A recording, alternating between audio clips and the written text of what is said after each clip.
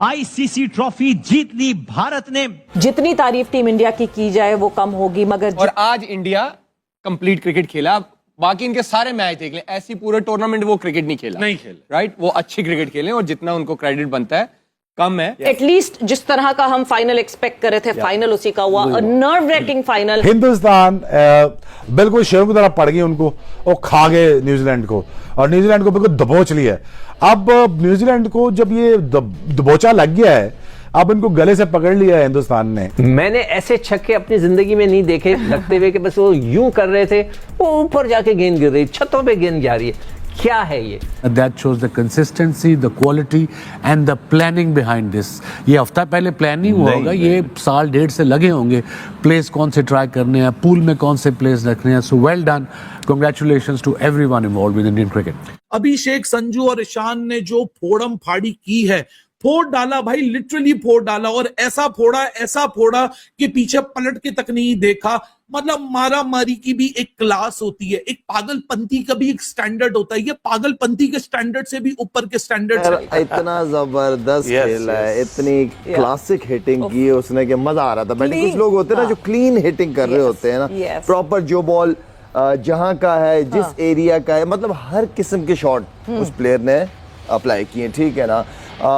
इस तरह की इनिंग मजा आता है। कम होती है इस तरह की इनिंग, लेकिन आउटस्टैंडिंग इनिंग होती है। इस तरह के प्लेयर्स हैं। अच्छा, पहले भी इसको खेलते हुए मैं देख रहा था, बड़ी इनिंग नहीं खेली इसने, छोटी छोटी इनिंगें खेली हैं, लेकिन इसकी बैटिंग से पावर पैकेज पता चल जाता है कि यार ये किसी दिन भी अगर किसी बॉलर को पड़ गए ना ये तो बहुत अच्छा करेंगे। तो खैर मजा आया इनिंग देखने का। दूसरा चलें पहले इसकी इनिंग की बात ही, फिर आगे हम बात करेंगे कुछ और चीजों पे भी। लेकिन excellent knock, what a hitting, मजा आया बैटिंग देख के। देखें, जब तक आप हिंदुस्तान के साथ हिंदुस्तान वाला एटीट्यूड नहीं रखेंगे, तगड़ा नहीं खेलेंगे, क्योंकि इनके जो मिडिल ऑर्डर बैट्समैन है ना, ये बहुत तगड़े हैं। ये सारे के सारे बड़े मैच्योर हैं, ये सारे के सारे बड़े दलेर हैं, और इनके पास सारे को सारे पास प्रॉपर क्रिकेटिंग शॉट्स हैं। लीड करते हुए नजर आया, हर जगह लीड किया उसने। और जिस तरह की वो बैटिंग करता है, मैच शुरू होने से पहले भी हमने बात की है कि T20 वर्ल्ड कप में भी उसने कहा है चाहे मैं सारे मैचों में जीरो करूं, लेकिन पेस सेट करूंगा, मैं खेलूंगा, इसलिए जो यंगस्टर हैं उनके लिए गेम आसान कर दूं। बैटिंग से नजर आ रहा है, और जिस तरह की उसने क्रिकेट खेली, और देखें सेंसिबल भी रहा है।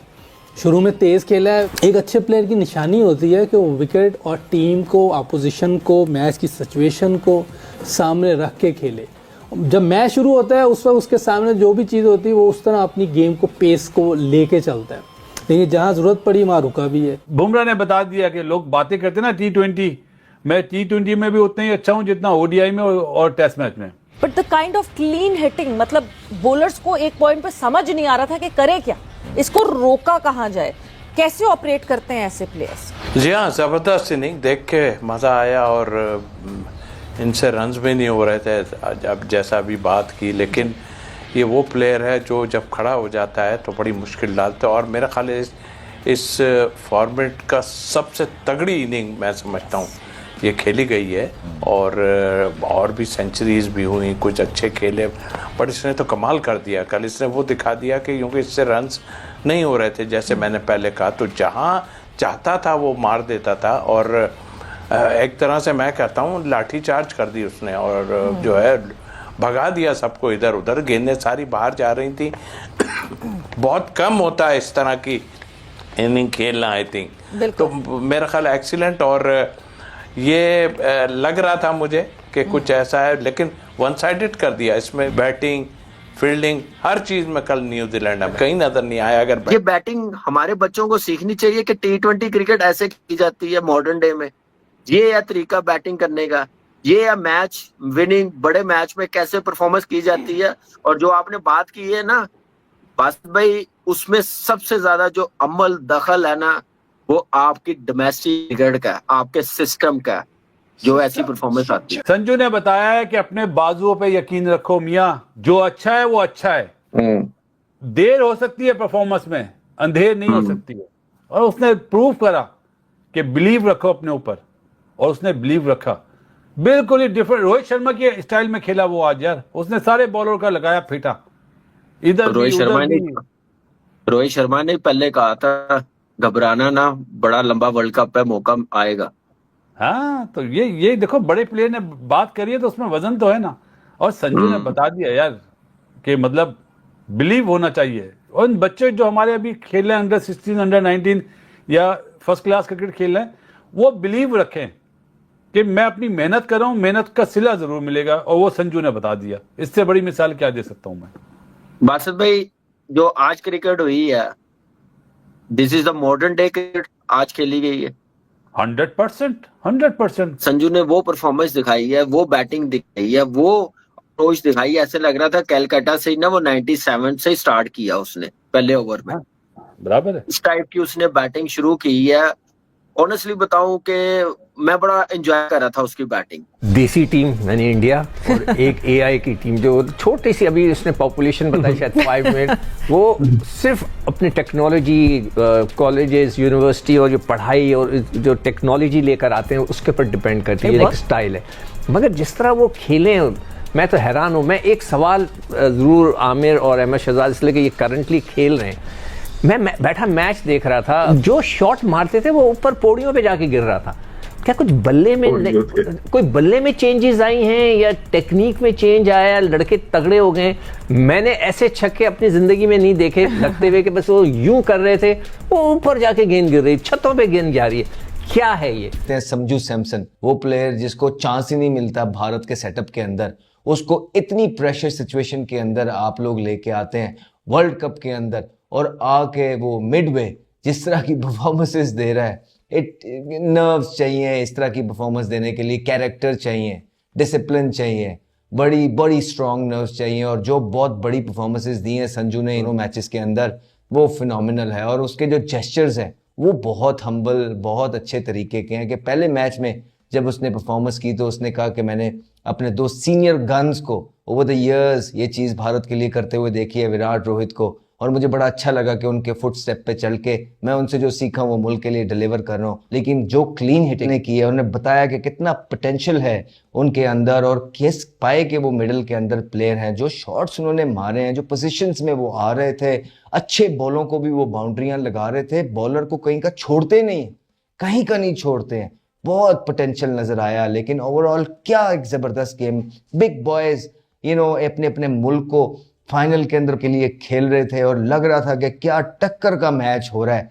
इसी तरह के मैच देखने का मजा आता है आपको वर्ल्ड कप के अंदर, जब बड़ी टीमें एक स्पॉट के लिए लड़ रही और उसमें से जो ज्यादा बेहतर थी वो जीत गई। बड़ी वाइज, बड़ी डिसिप्लिन, बड़ी तगड़ी, बड़ी स्ट्रॉन्ग परफॉर्मेंस भारत की तरफ से।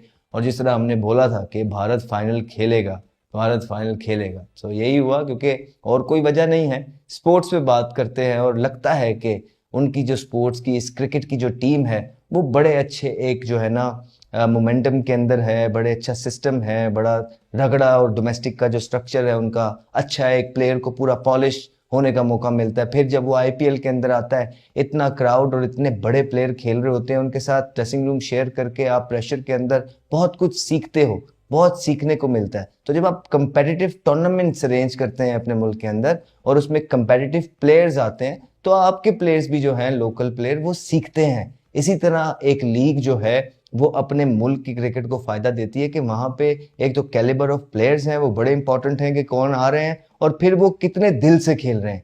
ये जब भी आप कंपेटिटिव क्रिकेट खेलते हैं तभी आप कंपेटिटिव प्लेयर्स प्रोड्यूस करते हैं। इसलिए कहते हैं कि मैच विनर को बैक करना चाहिए। ये वही अभिषेक शर्मा है जिसके ऊपर बात हो रही थी, निकाल दो, रिंकू सिंह से रिप्लेस कर दो, ये क्या हो रहा है, वो क्या हो रहा है। टूर्नामेंट से पहले ये कहा जा रहा था अभिषेक शर्मा इस टूर्नामेंट का हाईएस्ट स्कोरर होगा। टूर्नामेंट स्टार्ट हुआ, अभिषेक रन्स नहीं कर सका, लोग घबराहट का शिकार हो गए। फिर लोग ये कह रहे थे अभिषेक को रिप्लेस कर दो, लेकिन बंदा चलने पे आया तो फाइनल में चला, और फाइनल में ऐसे चला कि टूर्नामेंट की सबसे ज्यादा तेज तरीन 50 कर दी 18 बॉलों के अंदर। संजू सैमसन 97, 89 एंड 89 तीन बड़े मैचेस में उसकी वापसी हुई है। सेमीफाइनल और फाइनल के अंदर 89 रन्स का जोड़ा उसने लगा दिया। कभी कभार कहते हैं लक ने साथ नहीं दिया भाई साहब, कभी कभार 97, 89 एंड 89 ये सेंचुरी से बड़ी होती है अगर आपकी टीम की फेवर में वो आ जाए। It was an absolute carnage and a brutality in Ahmedabad, इससे ज्यादा कुछ हो ही नहीं सकता था। और क्या मास्टर क्लास थी, क्या बैट स्विंग था, क्या आर्क्स ढूंढे, क्या मोमेंटम शिफ्ट था, क्या इंटेंट थी, पहले ही बॉल से यहां एक मेंटेलिटी लेकर आए थे कि भाई साहब इस विकेट के ऊपर अगर बैटिंग आ गई है ना, तो ये नहीं सोचना कि सेकंड इनिंग्स में क्या होगा, ये नहीं सोचना कि ड्यू आएगी नहीं आएगी, इतना रन्स का पहाड़ लगा दो कि अपने बॉलर्स के बाद कुशन हो जाए। अभिषेक, संजू और ईशान ने जो फोड़म फाड़ी की है, फोड़ डाला भाई, लिटरली फोड़ डाला, और ऐसा फोड़ा कि पीछे पलट के तक नहीं देखा। मतलब मारा मारी की भी एक क्लास होती है, एक पागलपंती का भी एक स्टैंडर्ड होता है। ये पागलपंती के स्टैंडर्ड से भी ऊपर के स्टैंडर्ड्स हैं। मतलब अगर आप सिर्फ बैटिंग करने का तरीका कार देखो, it is not about the runs, it is all about the process, it is all about how you have to go about it. It was an absolute power show. जबरदस्त स्पोर्टिंग नेशन है, इनका sportsman spirit इतना अच्छा है कि at time वो ruthless approach नहीं ला सकते ये अपने अंदर। वो जो किलर इंस्टिंक्ट है ना, वहां पे एट टाइम्स पेडल ऊपर कर देते हैं। लड़कियां इनकी पिछला वर्ल्ड कप जीती हैं, चैंपियन है, तो हो सकता है कि ये भी इस दफा इंस्पायर जरूर हो रहे हो कि हमने भी ट्रॉफी उठानी है। उनकी हॉकी उनकी बहुत बड़ी है। तो अगर आपने प्लेयर्स को अट्रैक्टेड रखना है अच्छे स्पोर्ट में, एथलीट्स को, तो you need to look after them. आप ऐसे नहीं कर सकते कि आप अपनी ही मर्जी करें, और ये उनका बोर्ड अंडरस्टैंड करता है इस बात को। तो मुझे जो सबसे ज्यादा एस्टॉनिशिंग बात लगी, उनका अंडर 11, अंडर 13, अंडर 19 के भी पूरी बुकलेट्स छपती हैं क्लब्स की, जिनमें एग्जैक्ट पता होता है कि इस अंडर 11 का अगले संडे को मैच कहाँ है और उससे अगले संडे को, पूरे साल का एक कैलेंडर होता है, ताकि बच्चों को पता हो, उनके पेरेंट्स को पता हो कि हमने कैसे करना है।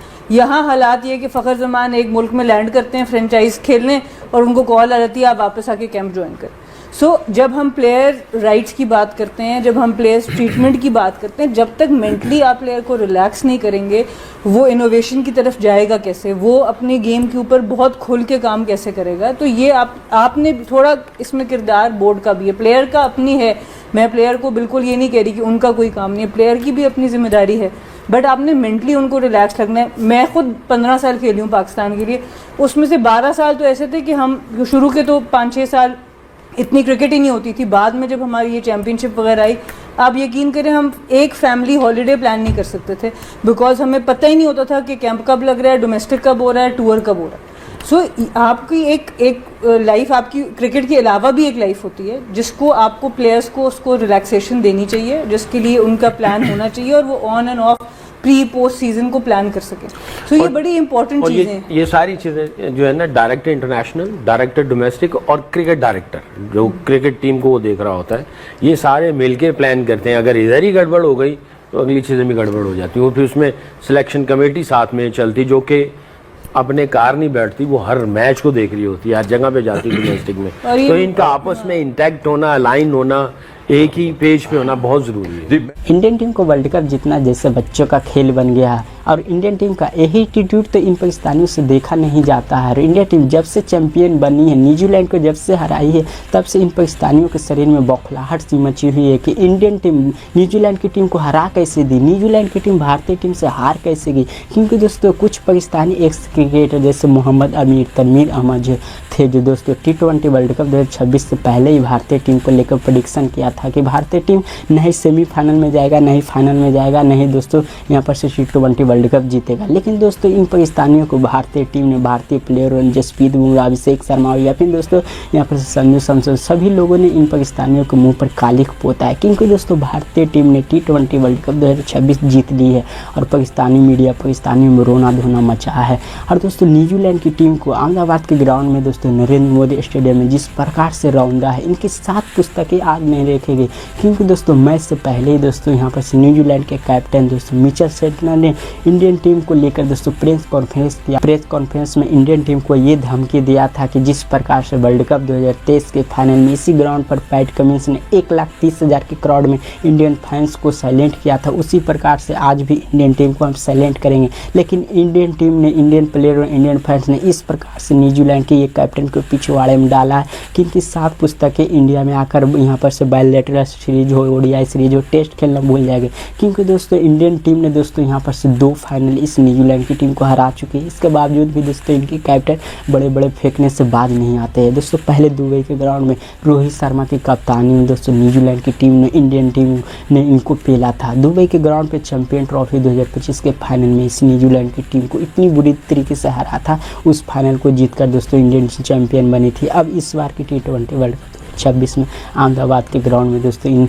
न्यूजीलैंडियों को पेला है। जिस प्रकार से इंडियन टीम की परफॉर्मेंस आई है, जितनी भी तारीफ किया जाए उतना ही कम है, क्योंकि दोस्तों जब से रोहित शर्मा की कप्तानी से इंडियन टीम ने दोस्तों यहाँ पर से ICC टूर्नामेंट जीतना चालू की है, उसके बाद तो इंडियन टीम दोस्तों यहाँ पर से रुकने का नाम ही नहीं ले रही है। और इस प्रकार से इंडियन टीम जीत रही है कि जैसे गली मोहल्ले के क्रिकेट खेल कर आती है, 1-2 छक्के इधर 1-2 विकेट इधर से लेकर जाती है और इंडियन टीम चैंपियन बन जाती है। क्योंकि दोस्तों जब से रोहित शर्मा ने 2024 की वर्ल्ड कप जिताई है, उसके बाद दोस्तों चैंपियन ट्रॉफी जिताई, उसके बाद इंडियन टीम यंग टैलेंटों ने एशिया कप जीता। अब दोस्तों यहाँ पर से वुमेन्स ने दोस्तों वर्ल्ड कप जीता, वुमेन्स ODI वर्ल्ड कप जीता। उसके बाद दोस्तों अब यहाँ पर से T20 वर्ल्ड कप 2026 में भारतीय टीम अपने नाम कर चुकी है और भारतीय टीम ऐसा पहली टीम बन चुकी है जो दोस्तों बैक टू बैक दोस्तों यहाँ पर से 3 दोस्तों यहाँ पर से T20 वर्ल्ड कप हासिल कर चुकी है और 2 बैक टू बैक की है भारतीय टीम ने दोस्तों हिस्ट्री क्रिएट कर दी है बैक टू बैक दोस्तों चैंपियन बनने का। इसी कारण से तो पाकिस्तानी मीडिया पाकिस्तानी एक्स क्रिकेटरों में रोना धोना मचा है